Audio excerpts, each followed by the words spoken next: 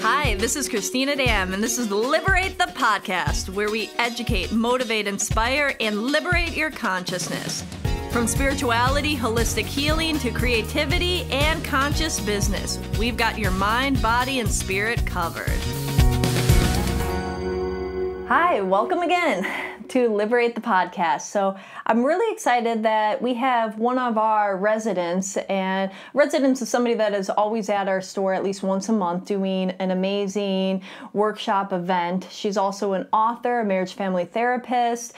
She has done a deep dive into Tantra and Tantric Dating, but we're going to learn about how that isn't necessarily anything to do with sex. It's so much deeper than that and so much more. And we're going to learn about bringing love and awareness to the dating process. And that's what she stands and is for. So welcome, Catherine Auman. Hi. Oh, hi, Cristina. Thank you. Yeah, welcome. Happy to be here. So I always like to start out with, I do a little intro letting people know about you, but if you want to share a little bit about yourself, and then we kind of see where things go and how we dive into things. Sure. As Cristina said, I'm a marriage and family therapist in practice in West LA. And I guess how I got to Tantric Dating was that my dating life had kind of been a mess for a really long time. I tried very hard and had my relationships weren't very successful. And about 5 years ago, I decided I would just really go for it and just really find the love of my life. And when I entered the mainstream dating world, I was pretty shocked at how cold and rejecting and superficial it was. And I'm sure nobody in the audience can relate to that. But especially in LA. Yeah, I had the experience of years before living in a Tantra ashram in India. Okay. Where men and women and women and men and everybody met each other very differently than we do here. Mm-hmm. And so I took that experience and tried to put it together as a spiritual person dating, trying to find a partner in the Western world here in Los Angeles. How could the tantric principles enhance our looking for love? And so that's when I wrote the book and started doing the workshops from what I learned. Mm. So tell me a little bit about what it is that you learned and how that integrates. Because, Tantra is, it's an offshoot in the traditional sense. It's offshoot of Buddhism. So it's more of a religious belief and a deep connection to the soul. And then the Western world kind of took it and used that deeper connection with the soul and applied it to relationships, right? And how you can connect with another soul, right? And that's where it took wildfire in the West, but the principles of it is more of a Buddhist tradition. Well, my spiritual teacher explained it this way. Mm-hmm. He said that if you take it way back to the root, there's basically two spiritual paths, and mm-hmm. he called it the yogic and the tantric. And the yogic that's not the same word as the yoga that we do in studios, although it is part of that, but it's the idea that there's something you need to do to get to God, or to get to enlightenment, or to have realization. There's something you need to do. So these types of traditions would be you need to do yoga postures, you need to eat a certain way, you need to say a certain number of mantras, you need to do these things to advance. And Tantra says, it's all the traditions that say, you're already there. In this moment, everything is already perfect. If you can get out of the way and experience that, there's nothing else to be done. Mm-hmm. And so in Tantra, in this sort of tradition, we, instead of making ourselves do stuff or eating certain ways that we don't particularly want to eat or whatever we might try to do, we practice being in this present moment, getting out of the way, quieting our minds and seeing that in this moment, love is already here. Mm-hmm. My mind is telling me it's not because you don't have the right shoes or your profile on the dating site isn't the right thing or this or that. We practice seeing that love is already here. Mm-hmm. And so that how that translated is that because everything's sacred, sex is sacred too. Mm-hmm. So it became the only spiritual path where sex was sacred, because I don't know about you, the one I grew up in, sex was not very sacred. Yeah. In fact, it was the opposite. So to have a religion where sex was sacred, it became like this weird terrible, weird, thing that the other paths condemned. Mm-hmm. Yeah, very much so. So you were, so did you know much about Tantra before you went over and lived in the ashram? I had read quite a bit about it. So that's probably why it brought you there, right? Yeah, and I was attracted to this particular teacher. Okay. And so I had read this more philosophical, and I like the sex positive aspect of it. I'm not going to pretend I didn't, but it wasn't like a bunch of wild orgies or anything. Maybe that was going on and I wasn't invited. I don't know. No, I'm just kidding. But it was a sex positive environment, but it was single people were meeting each other in this climate of everything's perfect, everything's beautiful. How can I love you in this moment? Not what I find in the Western world is, I'm going to date you until I figure out what I don't like about you. Yeah. And constantly, I'm going to find something wrong with you first, so I'll reject you first before you reject me, but then it becomes a race. Exactly. And so what I'm doing when I go on the dating site is I'm looking at this list going, no, no, no, no, no. And what I found was, I believe that the process of dating that we do here is actually creating people who are less loving. We're going out and being less loving and trying to find love. Yeah. And I think that I noticed myself as I got real. I was on 5 online dating sites and I was meeting a couple people a week. And I felt like this is making me more and more and more and more judgmental. Mm-hmm. And my criteria is getting narrower and narrower and narrower. Yeah, one bad experience after a bad experience. And before you know it, your shields are up so thick that you're not even giving anybody a chance. Exactly.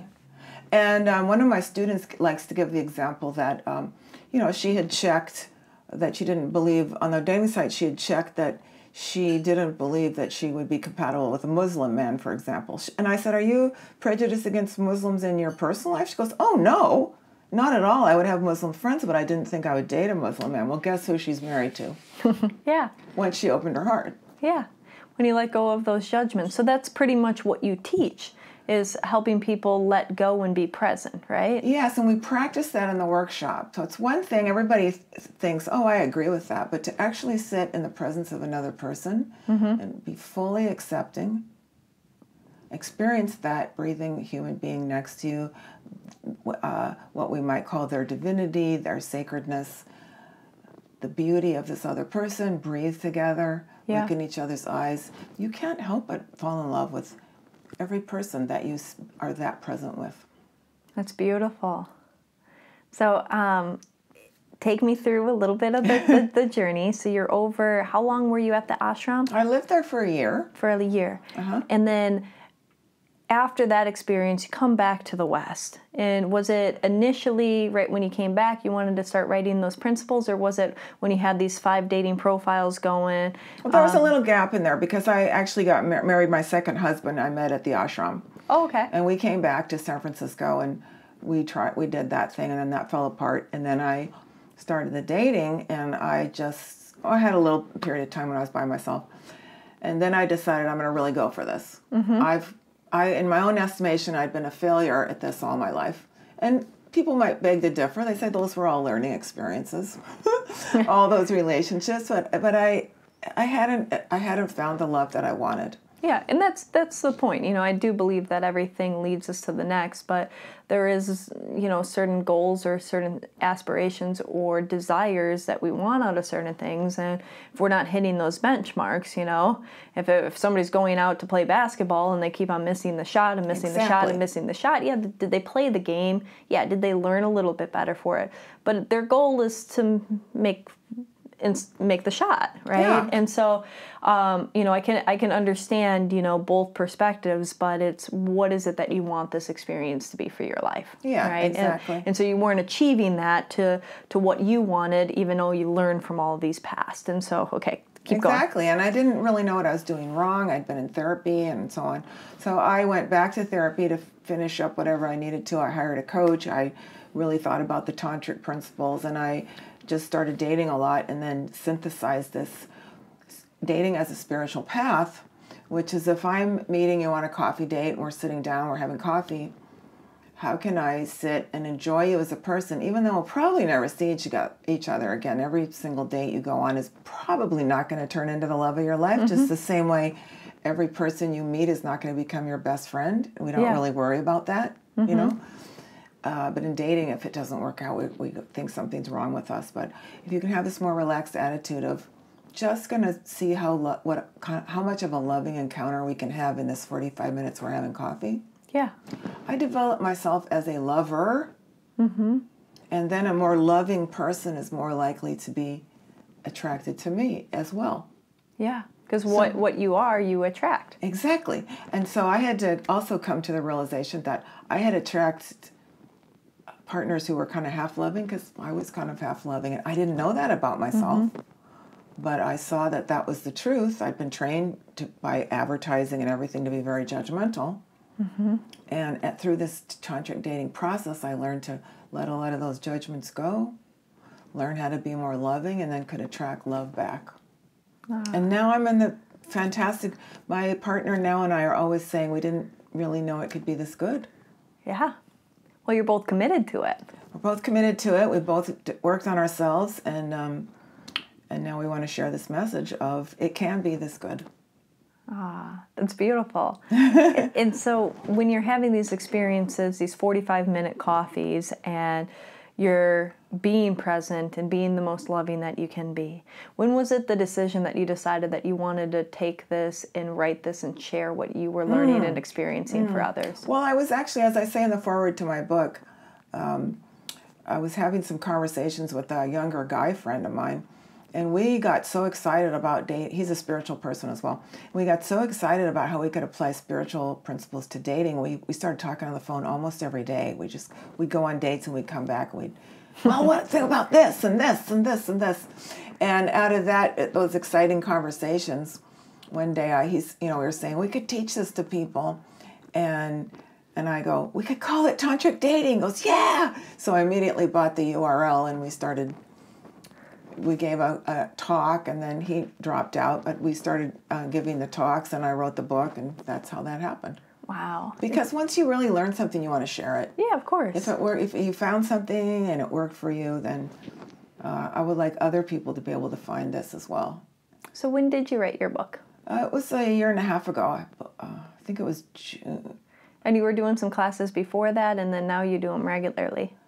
Yeah, we had a couple talks, and they went very well, so I thought, well, I'm going to take a deep breath and take this on the road, and it's you guys have been very receptive, and it's been wonderful here. And your classes are, every it's the first Saturday of every month we host the class, and there's always a lot of people come, and they always seem like they get so much out of it. And we have some people coming repeatedly because I changed we do a couple things. We start each workshop with a meditation where we go deeply into our bodies. Okay. Because we live in a culture where we're taught to look for love with our eyes, and that's not really the best criteria.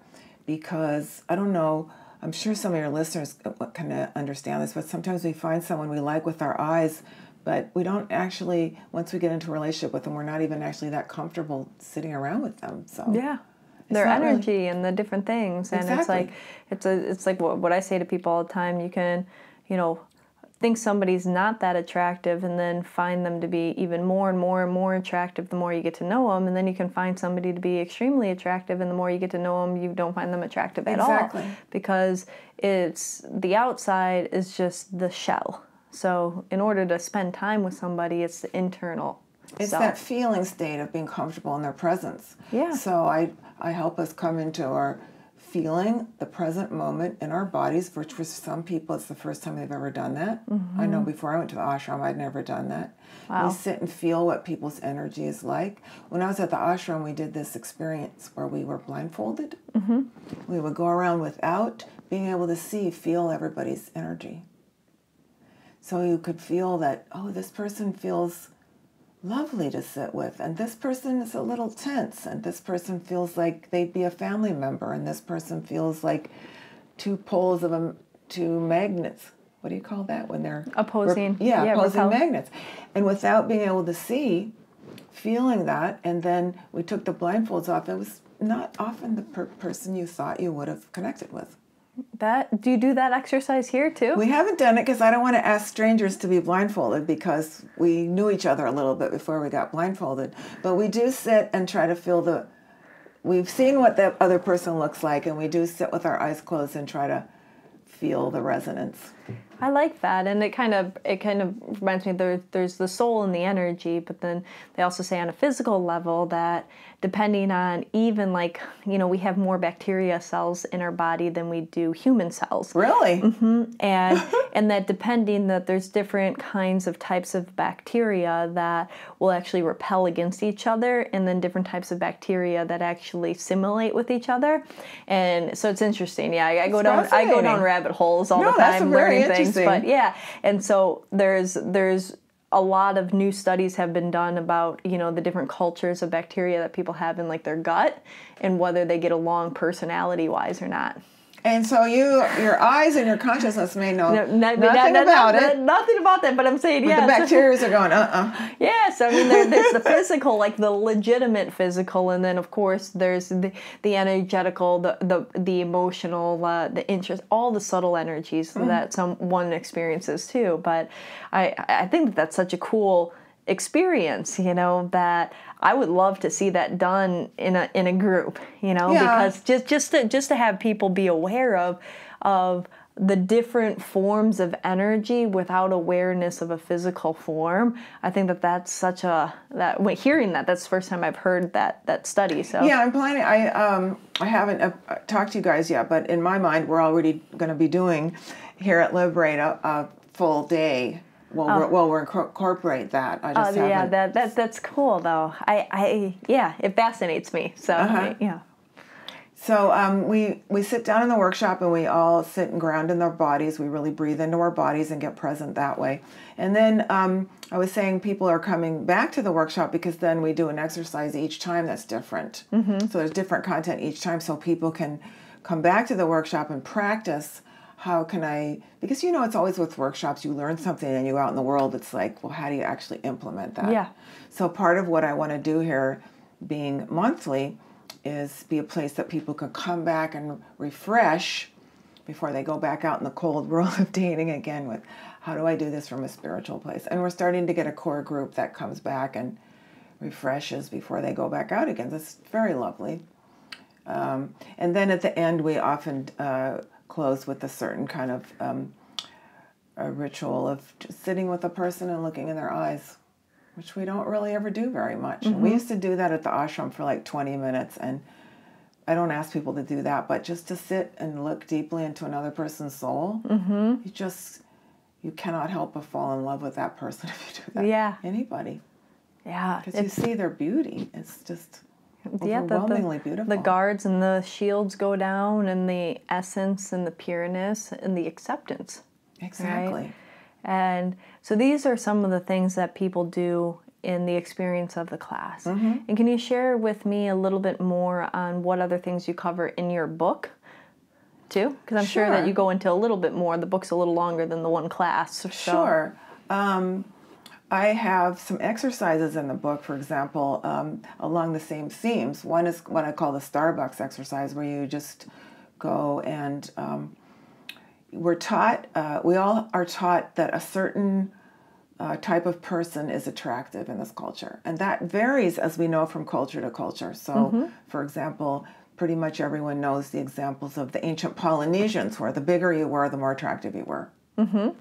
Or in French culture, where older women are considered very hot. That's starting to be more so here, but still not like the French. And certain cultures, short, dark men are considered ideal. And here it's like short men are somehow considered disadvantaged, and so on. So we see how we've been brainwashed to see a certain type of person as that's who I'm looking for, that person's hot. So I suggest that one of the exercises I give is go to Starbucks and look for who's hot, but then also look for who's attractive in other ways. So, for example, that person right there, he looks like he probably, and this is all imagination, but so is attraction. So you might say, that guy looks like he would pick up his kids.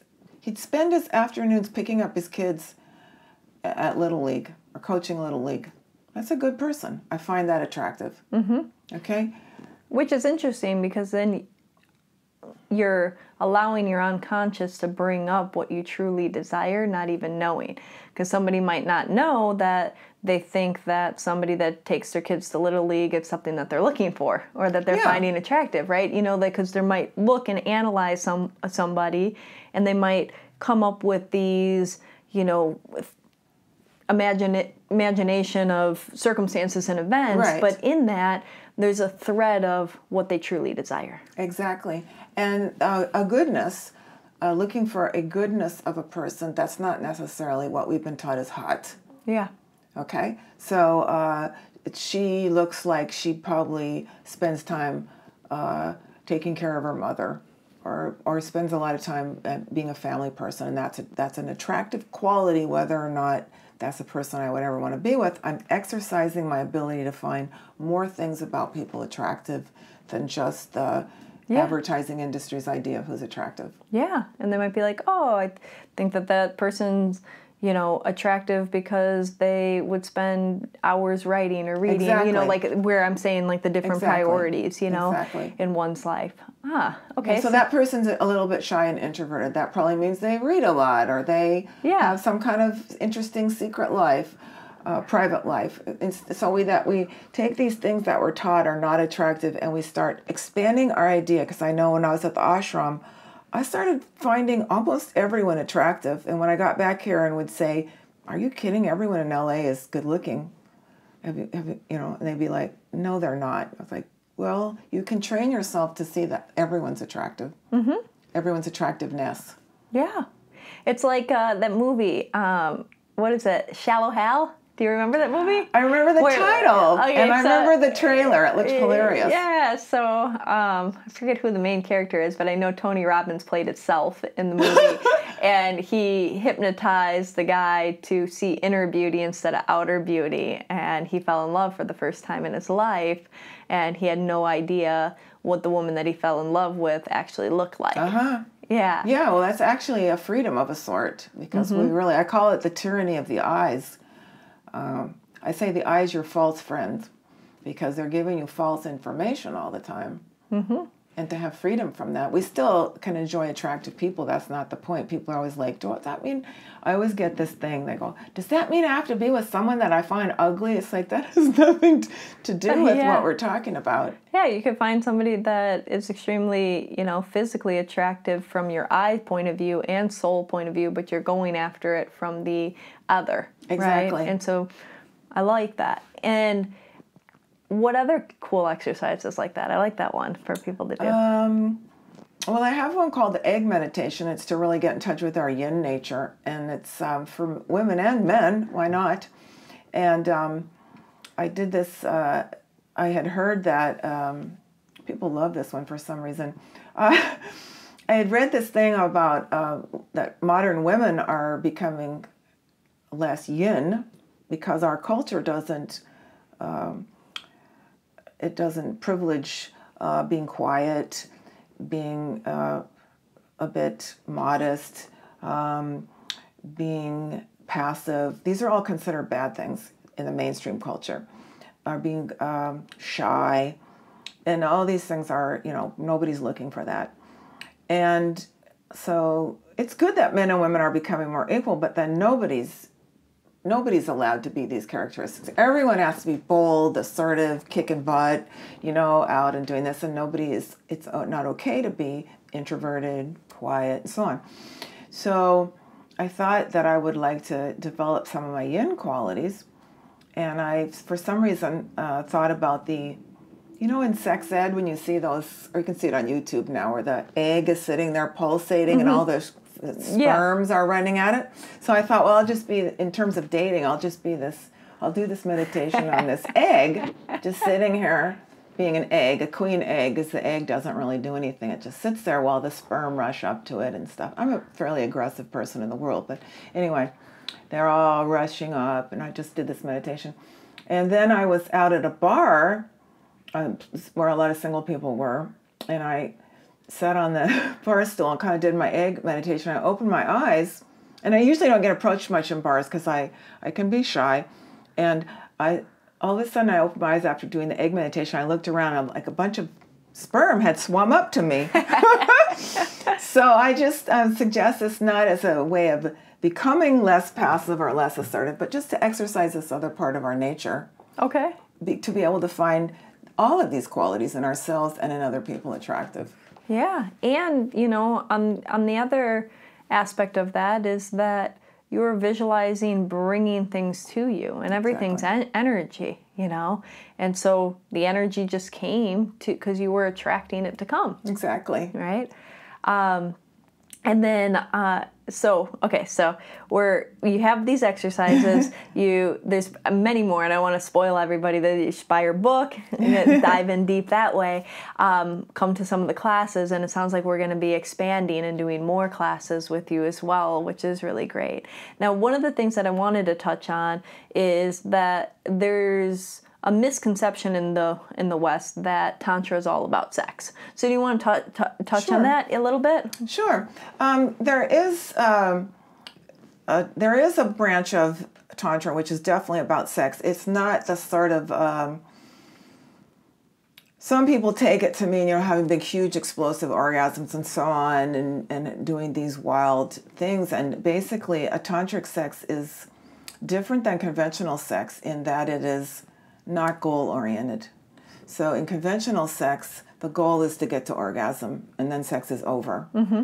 Tantric sex, since everything's already fine in this moment, it's not trying to get to a goal. Mm-hmm. So it's making love with the intention of being fully present in this moment and not trying to get to orgasm.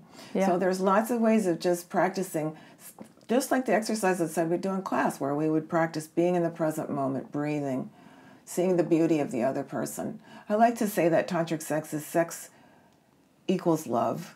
Mm-hmm. And sex in conventional world, I was thinking about this the other day, that in the movies, sex is okay if it's a little bit kinky or a stranger's meeting and having wild, hot sex, but really two people who deeply love each other making love, that's pretty taboo still. That's interesting. That's an interesting observation. But yeah, as I think about like a lot of the movies or TV shows, it's, you know, I mean, there's some that have that deep love component. There's some, but it's much more rare, and I think really taboo to talk about. Tantra is about sex really being present in love. And even if that's a one-night stand or if it's a short encounter, it's still about how can we be as present as possible, more important than just how can we get each other off. Yeah. And so people can practice that with if you have a partner or any you know, whatever you're doing, you can practice being present in the moment with your friend, with a person, with anybody, and being, you know, what I'm hearing overall, and I've studied more like Buddhist Tibetan principles, mm-hmm. But as I'm hearing that it's all about being present. Yes. It's all about being in the moment and finding the divine love and the divinity in the present. Yes, right? We're out there looking for love, and love is already here. Yeah. We are love. We are love. And as the more we love ourselves, the more we'll see that reflection of love in the world. Exactly. It's beautiful. What's one of the number one things that you love most about teaching and helping people experience this? Oh, I just love when people get back to me that they've gone on dates and they really were able to open their hearts to somebody in a way they wouldn't have before. And they say, thanks to you for this teaching. I'm like, oh, a little bit more love in the world. A little bit more love. Because I think we kind of have a love problem on the planet. And I think as each of us opens a little bit more to love, that's lighting little lights all over the world. Well said. And if you, first off, before we get into the closing, where can people find you? I'm online. Should I say my will be low? Okay. My website's CatherineAuman.com. I also have a website, just TantricDating.com. I have, at last count, 90 videos on my YouTube channel, so that's all there for you. And I'm on Facebook at Catherine Auman, LMFT. So connect. I'd love to help you out in any way I can. Yeah, and we'll put all that information down below too for people to reference. And if you had to leave people with something, what would it be? Love is here. I couldn't feel that. I had to go out and looking for it. I'm glad I did. And if we really breathe deeply and go into our bodies and into this present moment, love is here. That doesn't mean it's not great to find a partner. It is, but that's the way to find a partner. Beautiful. That's the way. Thank you so much, Catherine. Thanks for having me. Thank you. And until next time, thank you. If you enjoyed this conversation, like it, subscribe, and share it with your friends. If you want some more amazing resources on your path of liberation, head over to liberateyourself.com and sign up for our mailing list. Connect with us on Facebook, Instagram at Liberate Hollywood, all one word, or Liberate Emporium, all one word. Until next time, liberate yourself.